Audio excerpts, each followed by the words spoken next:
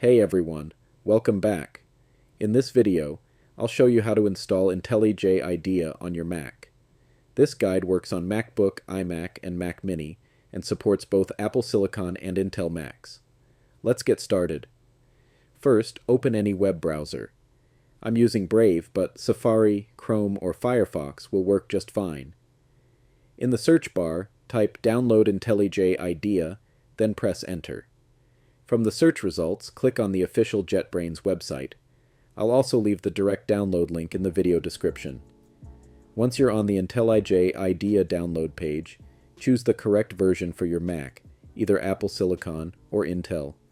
If you're not sure which one you have, click the Apple menu in the top left corner of your screen and select About this Mac. If you see Apple M1, M2, M3, or M4, you're using an Apple Silicon Mac. If it says Intel, then you're on an Intel-based Mac. After selecting the correct version, click Download. Save the installer to your Downloads folder. The download time may vary depending on your internet speed. When the download is complete, open your Downloads folder and double-click the installer file. A window will appear. Simply drag the IntelliJ IDEA icon into the Applications folder. This installs IntelliJ IDEA on your Mac. Once it's finished, you can close the window and delete the installer file to free up space.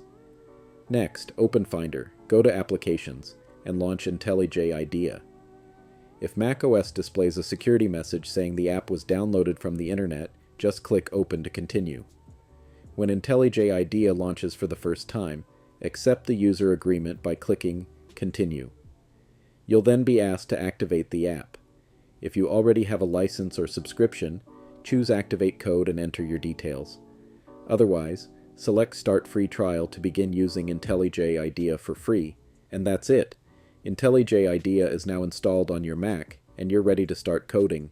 If this video helped you, don't forget to like, subscribe, and turn on notifications for more simple and helpful tech tutorials. Thanks for watching, and I'll see you in the next one.